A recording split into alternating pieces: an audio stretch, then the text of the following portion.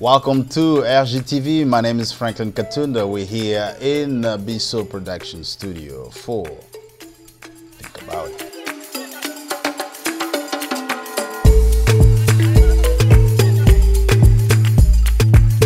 Ladies and gentlemen, welcome to Think About It. Today I have a guest who came from the DC area, from Washington.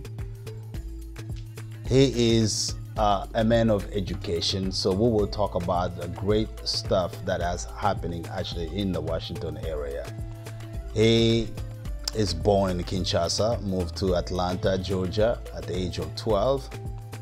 Middle school, high school, and university in Georgia. Bachelor in political science, master in education, leadership and policy. And he is also a policy doctorate in education, leadership, and management. Ladies and gentlemen, Dr. Ruben Chiza. How are you, sir? I'm doing well, sir. Thank you very much for having me today. It's a pleasure to be here. Yes, sir. Well, you're welcome in our great studio. This is our place where we do broadcast from our home. We call this home to your home. So thank you, everybody, for being here. We're going to talk education. There's a lot of things to really go over today. You are a founder also and the CEO of a capacity building consulting firm. The Right Capacity, looks like it's based here in the United States in DRC. Would you just start talking about that first before we go back to the school? Yeah, so again, thank you for having me. Such a beautiful, beautiful studio, Congolese owned, so very much congratulations to the team and the work that they're doing here. It's amazing. Yes, my name is Dr. Ruben Chiza. And I am the founder and CEO of a capacity building, company firm that really support organizations, schools, in really building capacity of leaders, from trainings to workshop to, programs that does everything in ensuring that they have all the tools and the skills to be effective leaders in the organizations. Oh, so that's very interesting. If people are in Congo, they will be interested to work with your organization. Yeah, so we are based here in the United States, and we are also based in the DRC in Kinshasa, and where we are also beginning to do some work with schools and different nonprofit and governmental agencies in really supporting leaders into becoming effective and efficient. Great. You are a husband, a father of two, a believer, a man of faith. Are you Christian, correct? Of course. All right, that's great. And so your wife also is in the same realm of doing things. And so I wanted just to know a little bit, how do you deal with you being busy? You're a doctorate. She's a doctorate as well? Yeah. Yeah, so my wife is a medical doctor. So, of course, as being young Congolese who have ambition and goals in life, I think the most important thing that we have set for ourselves is to, one, prioritize our family, because we have two little ones, prioritize the family, and then, of course, figure out how to support each other in our respective field. So knowing that, and I call it doing the dance, knowing when it's time for one to allow one to go forth, one to step back, and back and forth. So who started first to go into school? That was you? No, we did school together at the same time. Oh, same time. Same time. Jeez, with two kids. Or maybe one at one time, and then the second one came in. Yeah. So every night we used to call it our date night. Used to be working from studying and working on my dissertation. So we were able to do that together, but with the goal at the bottom line, ensuring that we had a goal. And figuring out how do we support each other to reaching those goals. Yes. I think that was the biggest thing, and really relying, of course, too, with our family, who are our support system. But finding the balance. It is not easy. It is not easy. But at the end of the day, we know that the end goal, and we know what it takes and what we need to do in between to achieve that goal. Yeah. Now that brings me really talking about family and the kids and everything that you've been doing together. That takes me to talk about the school where you became principal. First of all, congratulations for being somebody who will be, you know, a principal in the school. It is the Maya Angelou French Immersion School. Tell us a little bit, how did you get to become a principal? Yeah, so thank you for that. So I began my journey in education right after undergraduate. I moved to Tulsa, Oklahoma, that I began to teach. So I was a 6th grade math and science teacher. In Tulsa, Oklahoma, I taught, and then I moved into leadership to becoming a dean of students, and then eventually an assistant principal. And after that, I was able to move to Maryland and continue working as assistant principal. And then when an opportunity was presented at the right time, with something I call is a dream come true, being able to work in a space using the language that you speak, your first language, and being able to be in a place that's very diverse and international. So I love my role, and I love my school, and then through trainings, definitely through multiple professional development, you know, and hard work. And how did you begin? Let's say when you got involved in a school, were you principal right away, or you were teacher first?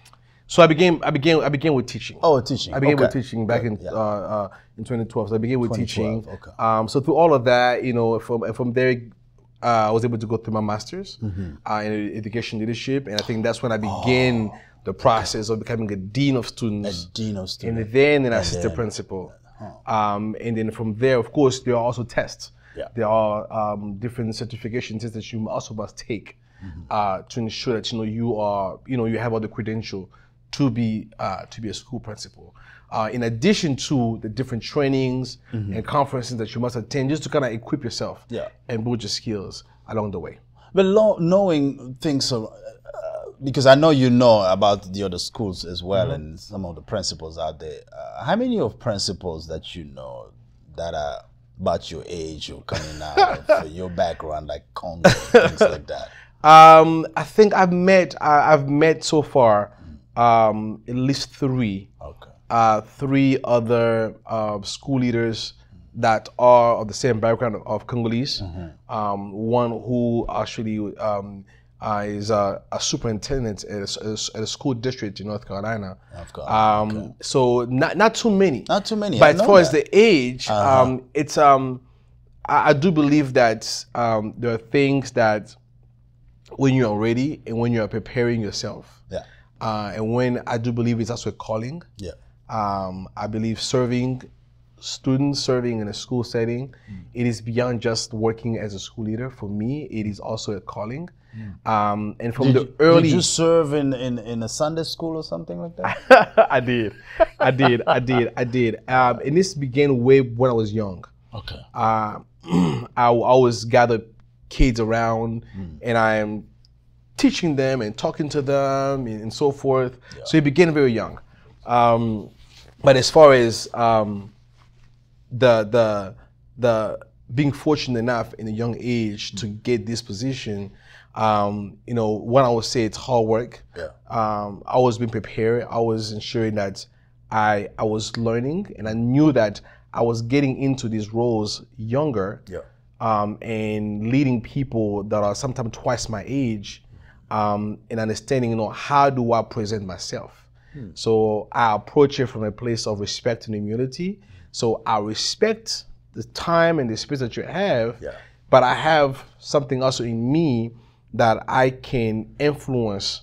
I can get those who are around me to drive change in the same sense. So so from early on, I remember when I was a teacher still, there was a principal that came to me and say, you have something that's unique in you, and you can't just limit it in your classroom. There you go. And then That's some type of leadership. Yeah, and she began to in random meetings she would ask me to come and present something, and it took off from there, and you know, and God just began to open doors, and here we are.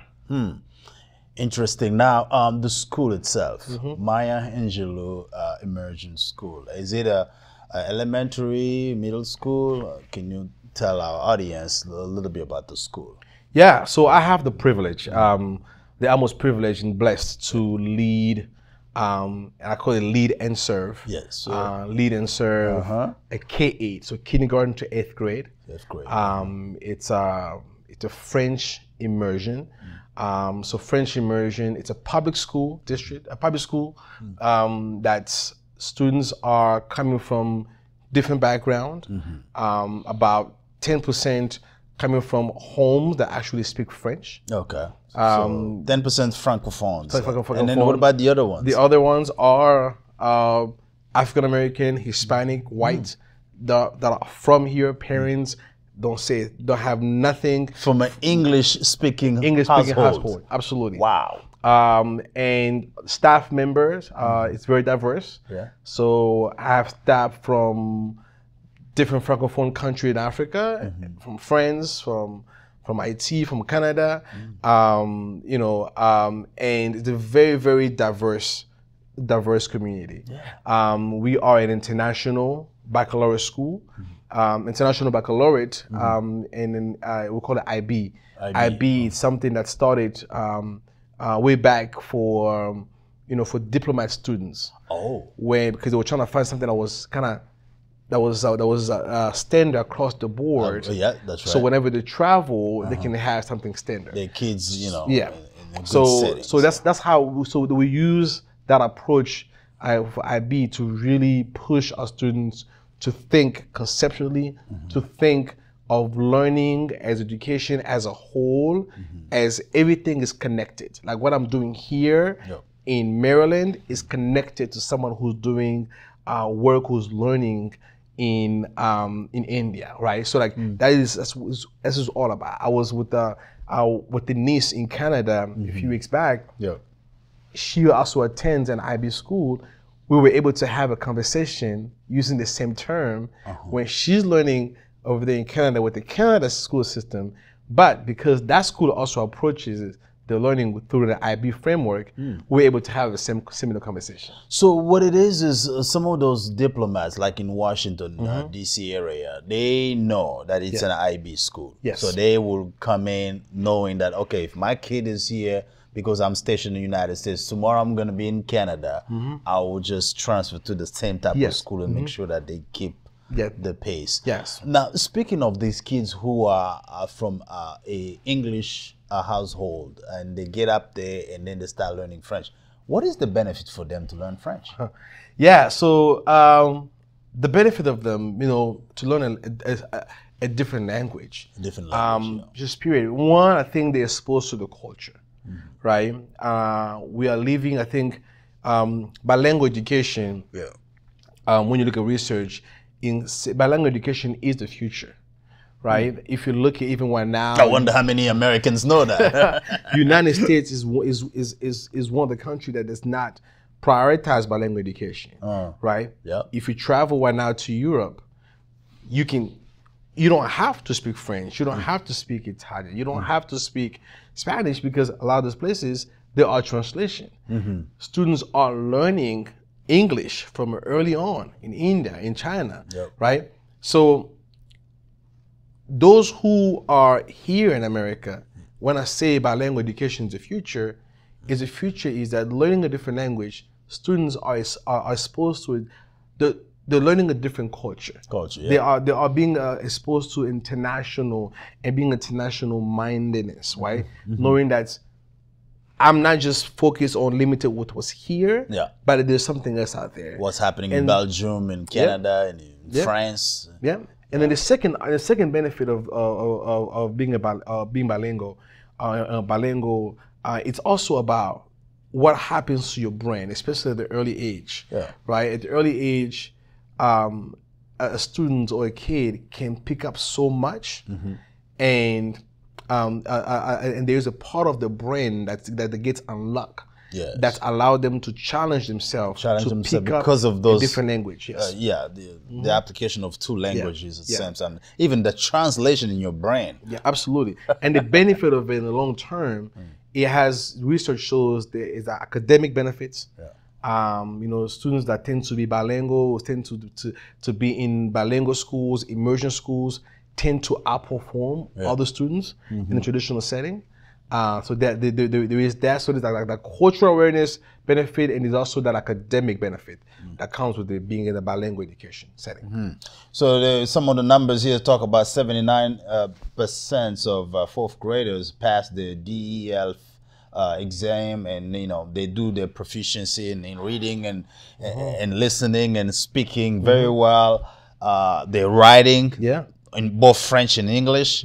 That's amazing. Now, what would you tell the parents who are out there who don't even know there's schools like this?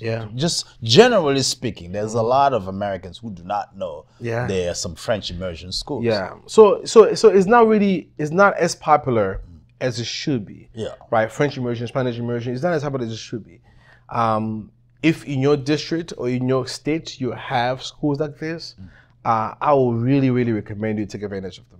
And if you don't, I would recommend you to prioritize your student, your child learning a different language, right? Knowing, you know, Lingala, Swahili, Chiluba, it's great, right?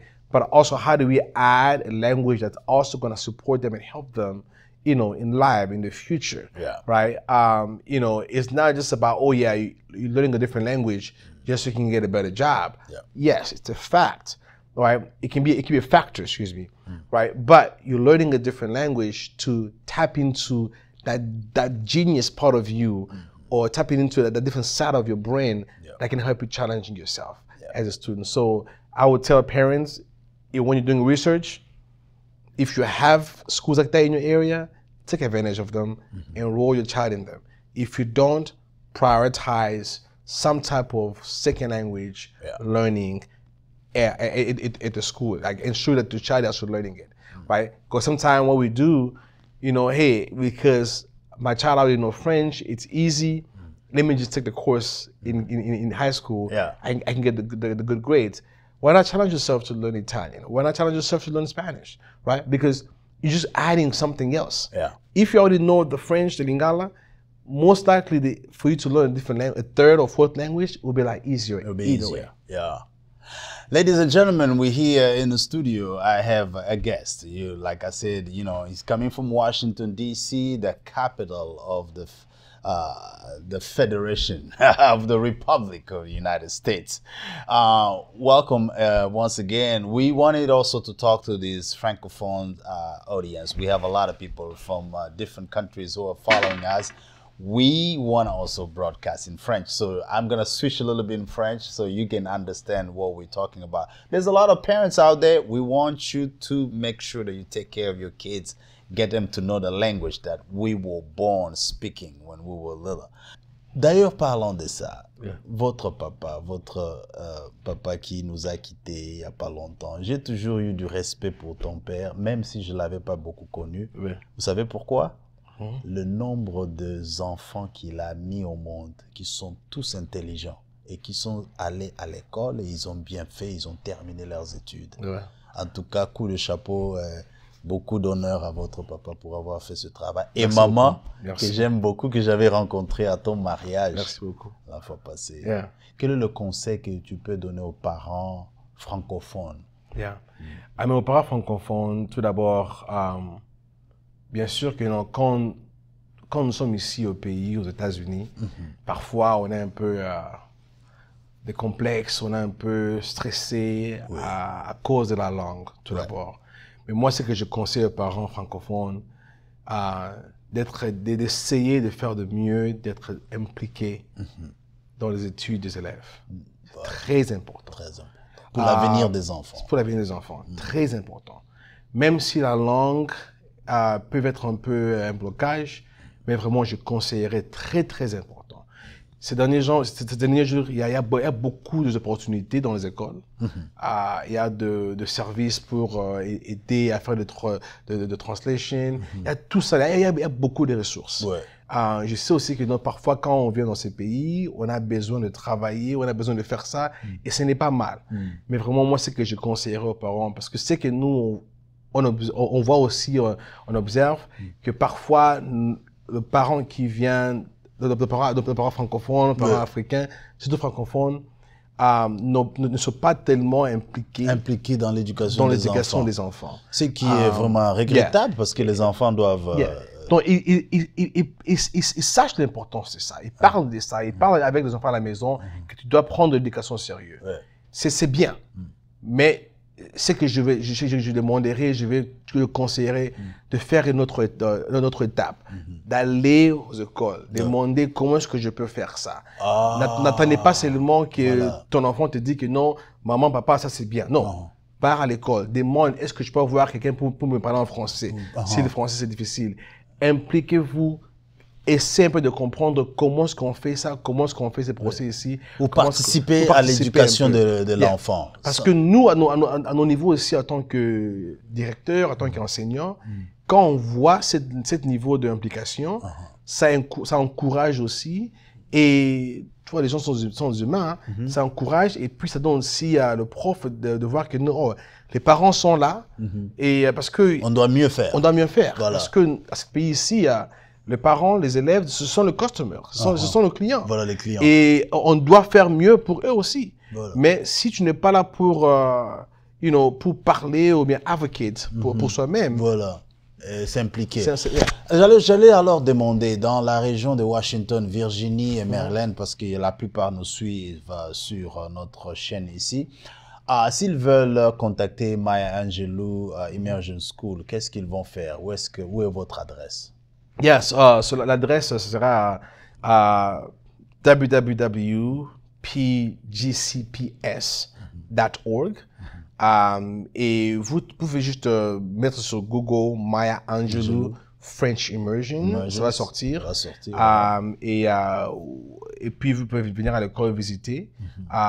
Et on commence l'enrôlement à partir de maternelle. Maternelle, Autour de quel mois de l'année? D'ailleurs, nous sommes dans le procès parce que c'est public, mais c'est un système de loterie. Nous sommes dans le procès, dans le période de loterie maintenant là. C'est maintenant là jusqu'en mai. Et maternelle seulement. Parce que le but est que quand ils viennent en maternelle, ils sont intégrés, ils sont immergés dans la langue. Et quand on arrive vers 5e, 6e, c'est plus difficile. Vous voyez, donc, les enfants ne vont pas perdre leur français parce qu'ils peuvent aller dans une école comme celle-ci. Et lui, il est le directeur donc, de cette école. J'aurais même dû dire qu'il est peut-être parmi les tout premiers directeurs que je connais de cet âge, très jeune, congolais, américain, qui est directeur d'une école aussi aux États-Unis et qui s'occupe effectivement de l'apprentissage du français. On va rentrer maintenant en anglais parce que nous sommes dans un monde bilingue. Thank you so much for the French. It wasn't too bad, huh? It wasn't too bad. You were good. The principal knows what he's doing. Now let me... My kids will be proud. So speaking of your father, and I really wanted just to emphasize on that again, because what I see in you, it's not only you. You have brothers. Can you remind the audience their first names? You have all the Chizas. There's Jonathan. And then there's Sebastian. There's Glory. There's Glory. Deborah. And then there's Alika and Lola. Yes. And I mean, all of you are being good as far as going out there and being good scholars. What do you think you got from your father and your mother as a legacy? What did you... And I think it's something that, most, we got something that, most African parents or Congolese parents instill in their children, right? I think one thing that our parents instilled in us, the importance of education. Right? I know when we came, it was the sacrifice, they leave everything that they had, the lifestyle that they had in Congo to come here and to do jobs that they never thought they would ever do in their life. right? Send the kids to school. Send to school. Wow. You know, even, you know, ensuring that we were in a pretty good neighborhood outside of Atlanta, Georgia, just to ensure that, you know, there was some level of good education. So they instilled with us, like, you know, they always say, we may not leave you millions, we may not leave you trust funds, but we're gonna leave you the opportunity to educate yourself and make something out of yourself, right? I think that's something that they really instilled in us. And from there, it was, after that, you get to decide what you're gonna do for yourself. But I've given you the opportunity and the space, right? So education was always a key. Like, you're gonna make it happen, you will do it, and you will do it well, right? And then also, that was the first thing. And the second thing, I would say hard work. Hard work, yes. You know, and not giving up. Hard work and not giving up, not knowing that that the sky is the limit. You can do anything that you put your mind into, right? I think my dad used to say all the time that in this country, my children will have bachelors, masters, and PhDs and doctorate. He said that, right? You know, and today we can say proudly that that's the case, right? You know, and the biggest thing, if I have to say anything at all, it's that education is a key. Education is a key. Education is a key. Now, it's a key. We also know that not everybody are fit to go to a big school or whatever. My advice is always find whatever is going to be thing for you. It is technical college, it is university, you don't have to pay a high loan. It is training, whatever that will be. But as long as you are equipping yourself with what you need to be successful. Do you think the loan and the student debt when it comes to you know, achieving your goals, but then you have a student loan following you think it's a scary thing for some people? They look at it and say, I don't want to go far. It's a scary thing, but I look at it this way, right? I think in the stage where our parents and how we came in the country, you know, it wasn't like, oh no, there was like a 529 or a trust fund or some money for you to pay cash, right? So in that case, don't be afraid. We're in this country, right? It's like you're investing. You're investing in your future. If this is what truly you want to do, you want to be serious with it, it's an investment. You know, there's a lot of things we can have discussions about, right or wrong, but it's an investment. You know, but just be serious with it, right? It's an investment, and once you do, you're done. You can definitely pay it off. But if there are ways, better ways to, you know, pay cash or fund scholarship. There's a tons of scholarship out there as well too. You know, and all of that too starts from the early age, right? So like, that's what I was gonna say. Stuff from the early age. When the kids know it at the early age, they get into a great path in their curriculum, and then they ended up knowing, even at the college level, they know, oh, I can do better over here, and get free scholarship, and just. And truthfully, some of the things was also because of lack of knowledge back then, right? Because now we're able to know, oh, I can apply for this scholarship, I can apply for this, I can do this, I can do that, right? But sometime back then it was also, we didn't know, right?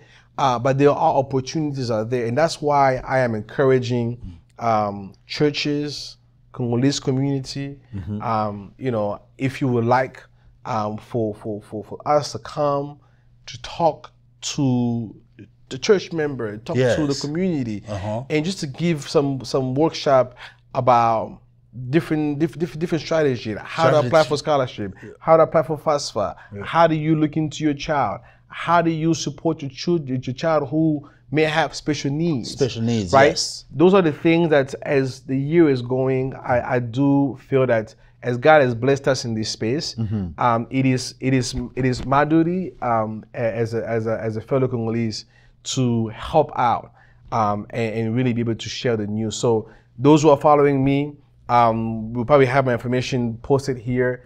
I'm available to come and be able to support the communities, to go in depth in some of the items we talked about here. Ladies and gentlemen, he's got expertise in improving culture and strategic planning. So he does a lot of way of coming and being also a conference presenter. He's a scholar that can get in your organization and help folks know, like he was just explaining right now. If you have a church, you have an organization, or a citizen organization like some Congolese communities around the country, especially in the DMV area, DC, Virginia, and Maryland, you may contact them and so have them come, and so they can give you more broad information about how to deal with, education, kids, get them involved.